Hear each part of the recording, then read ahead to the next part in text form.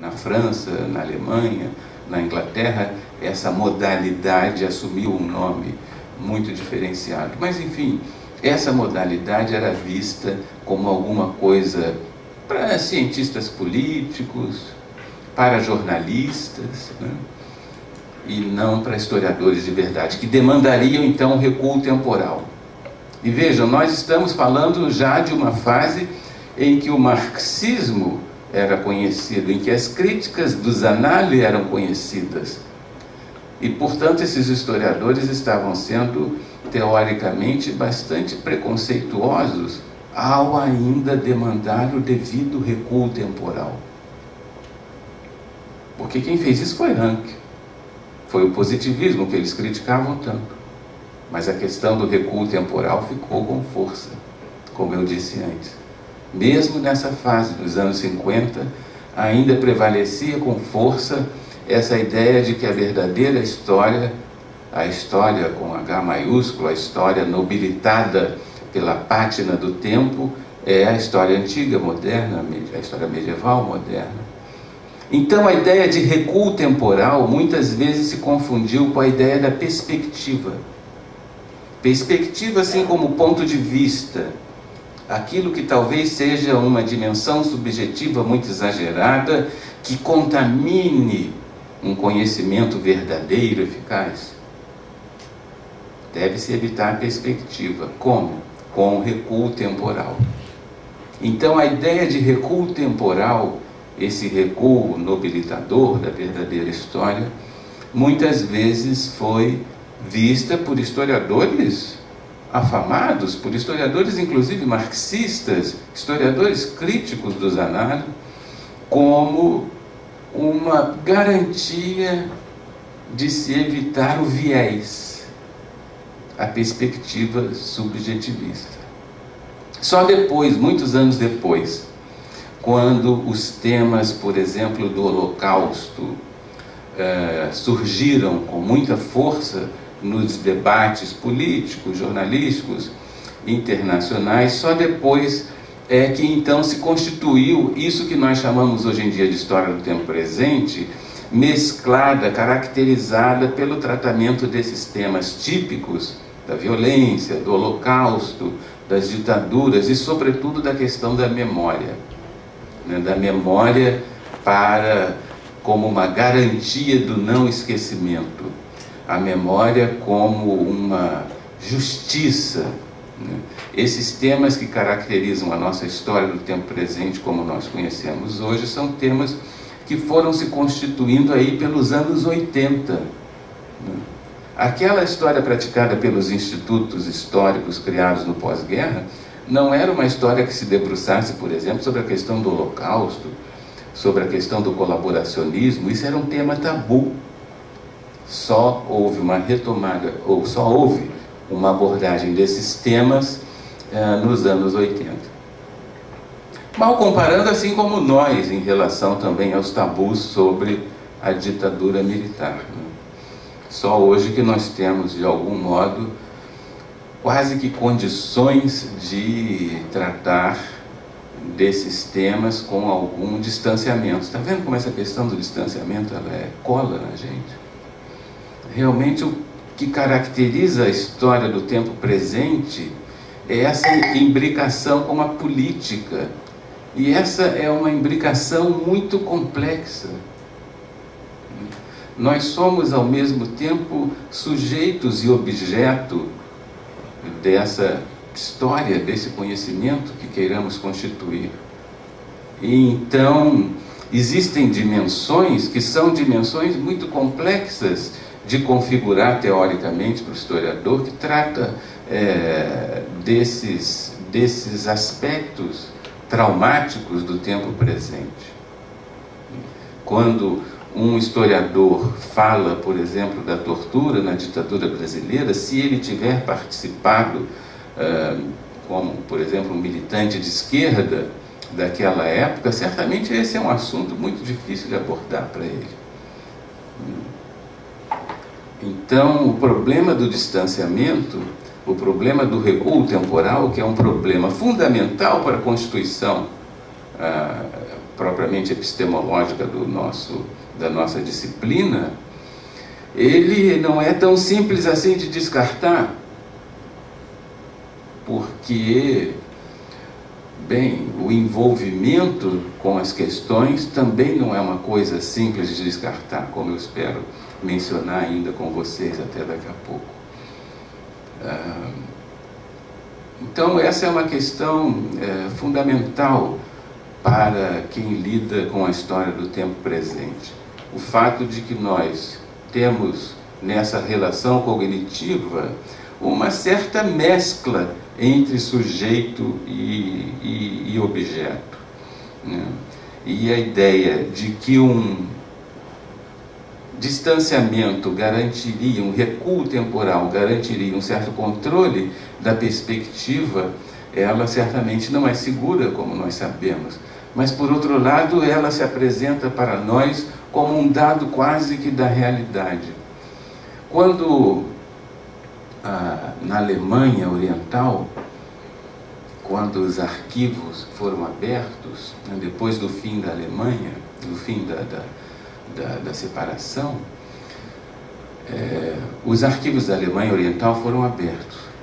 E eles foram abertos assim, livremente. Todos passaram a ter acesso à documentação que havia, a documentação sigilosa que havia lá. Isso causou um problema. Isso causou uma quantidade de problemas, porque os documentos se referiam a episódios, a pessoas que estavam por ali.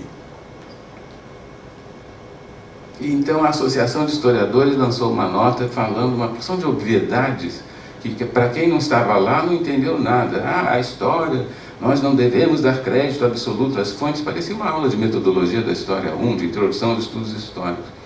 Porque, bom, as pessoas precisavam ter algum cuidado com aqueles eventos ali descritos e narrados, porque essas documentações sensíveis, essas documentações sigilosas, elas não são uma narrativa da verdade, a gente sabe disso desde o primeiro período de história.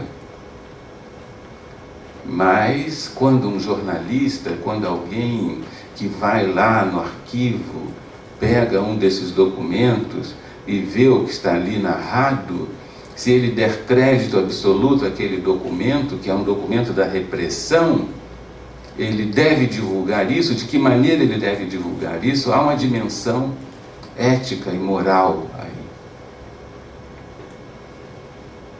Então nós temos muitas dificuldades de lidar também com esse aspecto, que é o aspecto dos vestígios documentais que esses episódios traumáticos deixaram. Às vezes eu acho muito confortável a vida dos meus colegas que estudam história antiga e medieval. Eles não têm que lidar com isso, com essas questões, né? Todo mundo já morreu, ninguém vai ficar chocado com a revelação de um dado, porque essas pessoas não estão mais aí, né? E também eles não lidam com um problema terrível, que é um problema para nós da história do tempo presente, que é a coação do coetâneo. É uma expressão esquisita para designar a pressão que as pessoas que participaram fazem, competem conosco pelo estabelecimento, para elas, da verdade, para nós, do conhecimento. Quando eu falo sobre a ditadura, esse militar, por exemplo, ele acha que está tudo errado. Ele estava lá, ele viu. Vejam aí a ideia do Videire. Então, o historiador do tempo presente, como se não bastasse, tem que lidar também com algo que quem estuda história antiga, medieval, moderna, não precisa lidar, que é o fato de que esses eventos que ele quer constituir como um conhecimento eficaz são disputados com eles por pessoas que os viveram. Então essas pessoas podem dizer para você: não, você está completamente errado, eu estava lá, eu vi com os meus próprios olhos, como diria Isidoro de Sevilha. E o que você vai dizer para essa pessoa?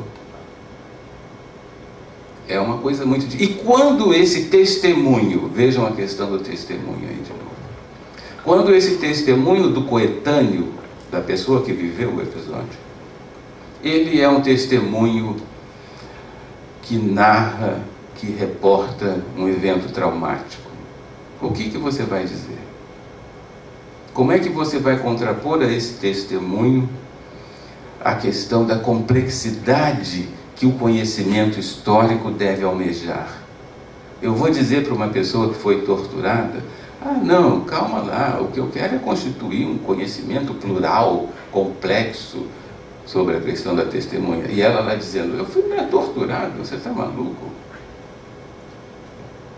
Então, a questão da dimensão ética do conhecimento histórico, vis-à-vis essa questão do testemunho dos eventos traumáticos, é alguma coisa sobre a qual nós não temos nenhuma reflexão teórica.